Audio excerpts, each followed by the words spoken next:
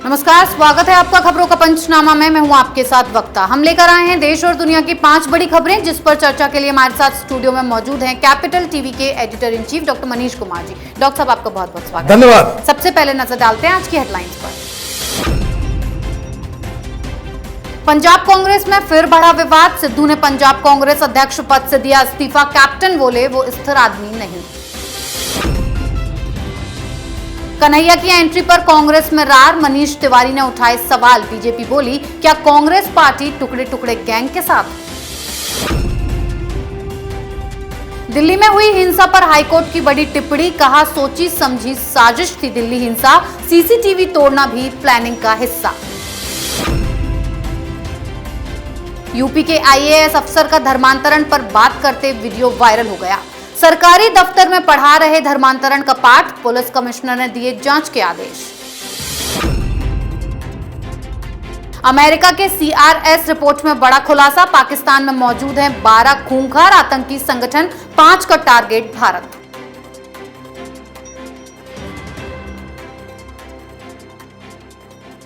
पहली खबर पंजाब के दंगल पर। पंजाब कांग्रेस में एक बार फिर बवाल हुआ है। नवजोत सिंह सिद्धू ने पंजाब कांग्रेस के प्रदेश अध्यक्ष पद से इस्तीफा दे दिया है और हर किसी को चौंका दिया। सिद्धू ने सोनिया गांधी को इस्तीफा देते हुए लिखा कि वो कांग्रेस में कार्यकर्ता के तौर पर काम करते रहेंगे। वहीं दूसरी तरफ कैप्टन अमरिंदर सिंह दिल्ली पहुंचे। इस दौरान कहा जा रहा था कि वो गृह मंत्री अमित शाह और जेपी नड्डा से मुलाकात करेंगे, लेकिन उन्होंने इन खबरों पर विराम लगा दिया और कहा कि वो किसी राजनेता से मुलाकात नहीं करेंगे। डॉक्टर साहब, पंजाब में इतना बड़ा विवाद हो गया है, एक तरफ सिद्धू का इस्तीफा तो दूसरी तरफ कैप्टन का दिल्ली दौरा, क्या कहता है? देखिए, सिद्धू एक क्रिकेटर रहे हैं, कॉमेडियन रहे हैं। उनसे मैच्योर्ड राजनीति एक्सपेक्ट करना ही बेवकूफ़ी है और यही गलती गांधी परिवार से हुई है। जो व्यक्ति ओवर एम्बिशियस हो और पीछे जन समर्थन नहीं हो, तो वो व्यक्ति हमेशा बड़ी बड़ी पार्टी या जिस पार्टी में भी वो रहेगा वो उसको नुकसान पहुंचाएगा। अब उन्होंने इस्तीफा क्यों दिया? इस्तीफा इसलिए नहीं दिया क्योंकि वो चाहते हैं कि जो चीफ मिनिस्टर है वो उसकी कठपुतली बनी रहे। अपने हिसाब से वो अधिकारियों की नियुक्ति चाहते हैं, अपने हिसाब से वो मंत्रालय देना चाहते हैं। गृह मंत्री रंधावा को दिया गया, उससे वो नाराज चल रहे थे। अब पता नहीं, आप राजनीति में हैं तो आपको तो कॉम्प्रोमाइज़ करना ही पड़ेगा, पेशेंस तो रखना ही पड़ेगा। लेकिन सिद्धू इतना ज़्यादा ओवर एम्बिशियस शख्स हैं जिस वजह से वो एक के बाद एक गलतियां करते चले आ रहे हैं। हम लोग लगातार कैपिटल टीवी में इस बात को कहते आ रहे हैं कि सिद्धू एक भस्मासुर हैं। जिस भी पार्टी में वो रहेंगे उसका वो नुकसान ही पहुंचाएंगे और इसलिए कांग्रेस पार्टी को इस नुकसान से गुजरना पड़ रहा है। 5 महीने के बाद चुनाव है और अभी तक पार्टी पूरी तरीके से अस्त व्यस्त है। जी डॉक्टर साहब, कांग्रेस ने जो फैसला लिया था आज उसे उस पर पछताना पड़ रहा है। पंजाब में भूचाल के बाद दूसरी खबर कांग्रेस में नई रार पर। लेफ्ट नेता कन्हैया कुमार और गुजरात के विधायक जिग्नेश मेवानी कांग्रेस में शामिल हो गए हैं। दोनों की कांग्रेस में एंट्री के साथ नया विवाद भी खड़ा हो गया है। कांग्रेस सांसद मनीष तिवारी ने कन्हैया कुमार का विरोध जताया है, तो वहीं बीजेपी ने कहा कि सर्जिकल स्ट्राइक की एनिवर्सरी पर कांग्रेस, भारत तेरे टुकड़े होंगे वाले कांग्रेस, कन्हैया कुमार और जिग्नेश मेवानी को स्वीकार कर रही है। ये कोई संयोग नहीं है। भारत के टुकड़े करने वालों के साथ हाथ मिलाना कांग्रेस की पुरानी आदत है। डॉक्टर साहब, कन्हैया कुमार के कांग्रेस में शामिल होते ही और अंदरूनी विवाद बढ़ता जा रहा है। देखिए, राहुल गांधी कांग्रेस पार्टी को बिल्कुल ही एक लेफ्टिस्ट वामपंथी पार्टी की ओर लेकर के जा रहे हैं। दुनिया से वामपंथ का नामो निशान मिट चुका है, लेकिन सवाल यह है कि आखिर राहुल गांधी की क्या मजबूरी है कि आपको अर्बन नक्सल्स को अपनी पार्टी के अंदर घुसाना है, वामपंथियों को पार्टी में जगह देनी है, आपको उस तरह के एलिमेंट्स जिनका वास्ता कांग्रेस से पहले सीधे सीधी चाइना के साथ था, जो लोग चाइनीज कम्युनिस्ट पार्टी की कस्में खाया करते थे, माओ की तस्वीर लेकर के घूमा करते थे, उन लोगों को कांग्रेस पार्टी में जगह क्यों दी जा रही है? ये एक बड़ा सवाल है। सवाल तो बहुत सारे हैं, लेकिन राहुल गांधी कुछ करें और उसमें कॉमेडी ना हो, वो भी बड़ा अजीबोगरीब हो जाएगा। फिर तो कन्हैया कुमार कांग्रेस पार्टी ज्वाइन करते हैं और प्रेस कॉन्फ्रेंस में कांग्रेस के पास ज्वाइन ही कर रहे हैं और प्रेस कॉन्फ्रेंस में कह रहे हैं कि कांग्रेस पार्टी जो डूबती हुई नाव है और हम सबसे बहादुर खवैया हैं, हम कांग्रेस पार्टी की नाव जो है हम लगा देंगे पार। तो ये तो एक एम्बेरसमेंट हो गया। जो कुछ बचा हुआ था वो मेवानी ने पूरा कर दिया।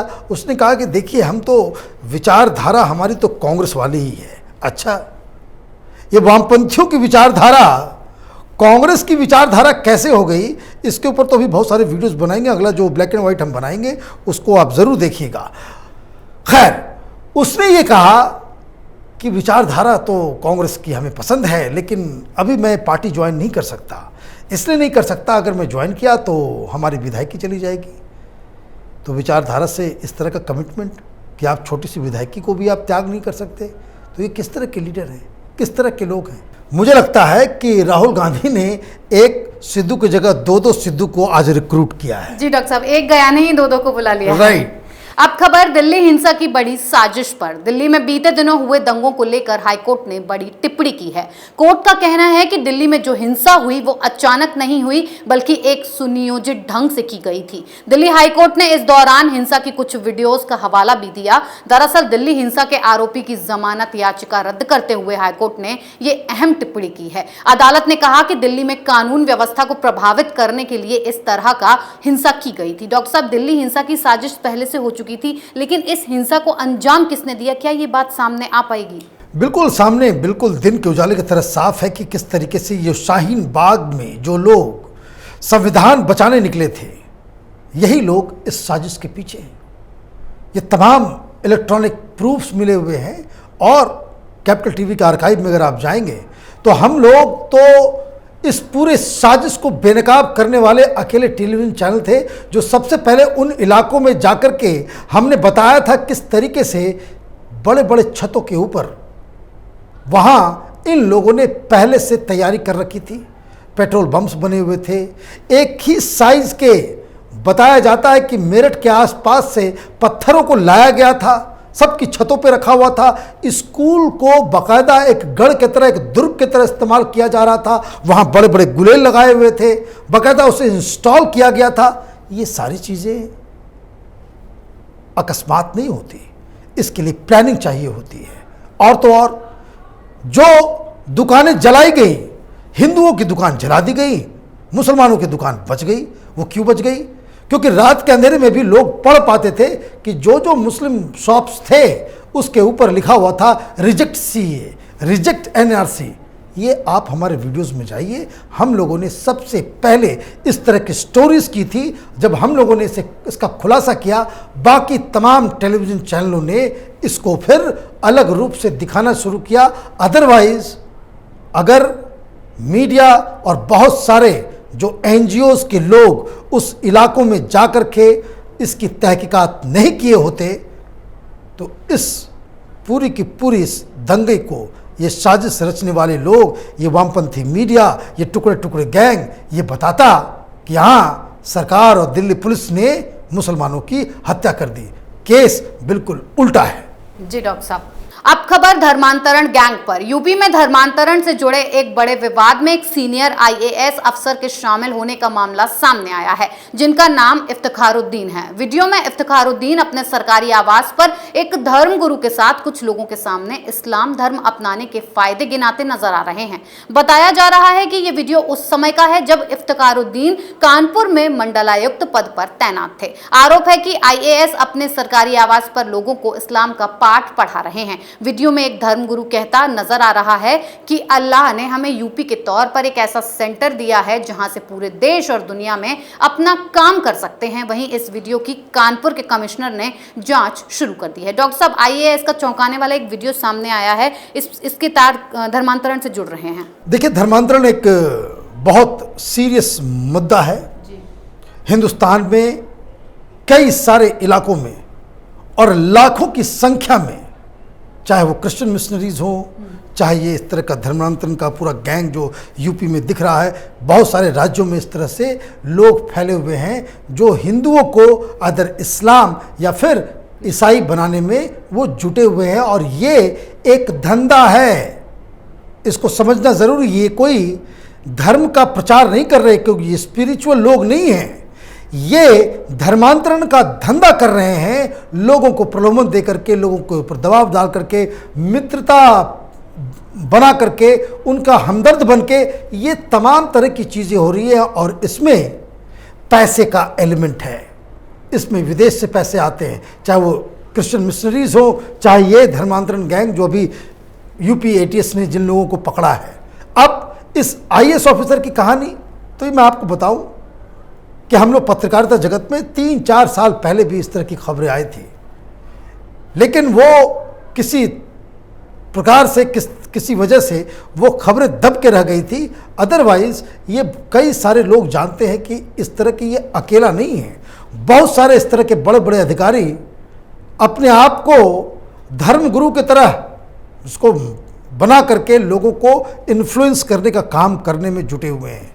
चूँकि योगी सरकार ने धर्मांतरण के खिलाफ कानून लाया है, साथ ही साथ 500 लोगों की एक नई टीम बनी है कि जो पिछले 10-15 सालों में जो धर्मांतरण के जो सारे केसेस हुए हैं उसके ऊपर स्टडी कर रही है, उसके ऊपर रिपोर्ट बना रही है।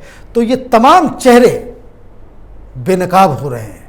इस तरह के काम सरकारी ओहदे पे रह के, सरकारी आवास, सरकारी पोजीशन का गलत इस्तेमाल करके अगर कोई धर्मांतरण करा रहा है तो उसे तो सज़ा ज़रूर मिलनी चाहिए। जी डॉक्टर साहब, आखिरी खबर पाकिस्तान पर नए खुलासे की। पाकिस्तान में आतंकवाद पर अमेरिका की सीआरएस रिपोर्ट में बड़ा खुलासा हुआ है। रिपोर्ट में पाकिस्तान में 12 खूंखार आतंकी संगठन एक्टिव होने की बात कही गई है, जिसमें 5 आतंकी संगठन भारत को निशाना बनाने की फिराक में हैं। सीआरएस ने रिपोर्ट में कहा है कि अमेरिकी अधिकारियों ने पाकिस्तान की पहचान कई हथियारबंद और राज्येतर आतंकवादी संगठनों के पनाहगार के तौर पर की है, जहां से वे अपनी आतंकी गतिविधियों को अंजाम देते हैं। इनमें से कुछ आतंकी संगठन 1980 के दशक से अस्तित्व में हैं। डॉक्टर साहब, पाकिस्तान को इतनी बार कहा गया है आतंकवाद को कम करने के लिए, लेकिन वो अपनी आदत से मजबूर है। एक और नया केस सामने है। देखिए, ये जो रिपोर्ट आई है, ये रिपोर्ट सिर्फ हकीकत बयान नहीं कर रही।